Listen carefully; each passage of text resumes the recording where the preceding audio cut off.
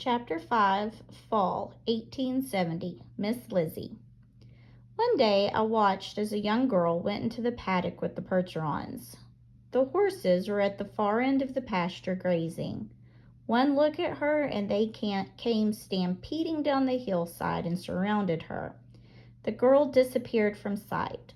All I saw was a tight circle of horses facing in, their tails switching happily. "That would be Miss Lizzie," said Tripod. "Who is she?" "She's Finn's niece from Chicago," Tripod said.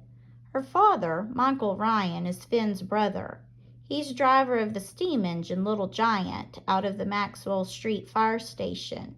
She's got her father's guts and her uncle's way with animals. Come to think of it, she's got a way that's all her own." "What do you mean?" I asked. "You'll see," said Tripod, as he went off in search of shade. A few moments later I looked up from the grass, and there she was. At close range she looked small and defenseless, with her flyaway golden hair, but there was a light shining out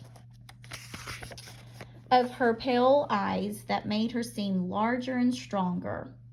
Most humans who came into my pen were nervous for fear that the man-killer within me would stir awake and even hobble to strike out. But this girl had no fear. She walked right up to me and stuck out her hand. "I saved one for you, Cinders," she said. I hopped over and sniffed at the thing in her palm. It smelled delicious. "Go ahead and take it. You'll like it," she said. "It's a horse cookie. I baked it myself from sweet bran, grated carrots, molasses, and applesauce." With quivering lips, I took the cookie into my mouth.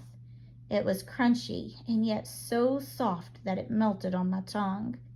I licked my lips, then roamed her paw in search of crumbs.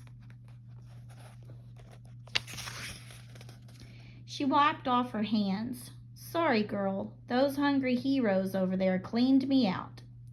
I followed her with my eyes as she walked slowly around me. "You look much better than when Uncle Finn first brought you here. Now that you're on the mend, Uncle Finn wants to put you into the paddock with the old fire horses. But I told him that was a bad idea. You'd be very unhappy there. Their lives are over, and yours is just beginning." I hopped on my 3 legs as I tried to keep her in my sights. "But you've suffered so much, haven't you?" she said, arriving at my head again and moving in so close all I could see was those eyes of hers. "They think you're a killer, but I don't believe it for a second." She stroked my ears and the sides of my head. "I think that whatever happened, it was all a big misunderstanding. I think you're a sweetheart." I leaned into her, hankering after a hug. She threw her arms around me. It felt wonderful to be embraced again. At length, she pulled away and pointed to my leg. "We need to get that thing off. A good horse like you shouldn't be hobbled." I held still as she reached up and picked at the knot that pulled my leg toward my shoulder. After a few moments, she gave up. "The boys tied it too tight. I'll go get help."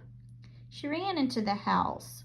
When she didn't come back, I stopped waiting for her, but the warmth of her hug stayed with me. Eventually she did come, bringing a man who looked and sounded like Finn, but smelled like smoke. It brought back memories of Bud's blasting powder and the brush fires the old man used to set all too close to my paddock. "If it isn't the notorious Percheron Cinders," he said. "Isn't she gorgeous?" she asked.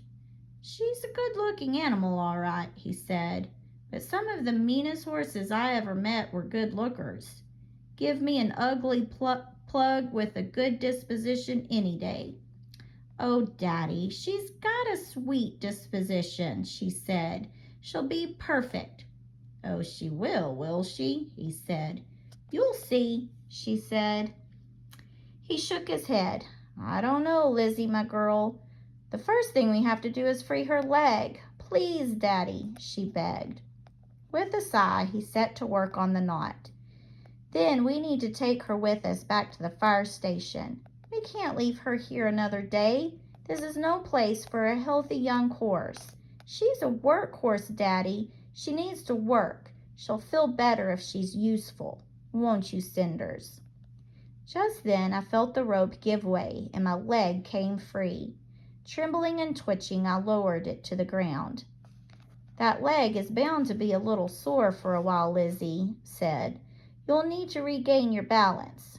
Even though it hurts, put your weight on it to get the blood moving again." "Honey," said the man, "I think we need to go and let Cinders get used to having 4 legs again." "No, Daddy. Cinders wants to show you what she can do. Don't you, Cinders?" The man gave me a wide-eyed look. "Oh, she does she?" "Please, Daddy." Sighing, the man began to put his hands on me. He knew his way around a horse. I responded as promptly and smoothly as my stiff leg would allow.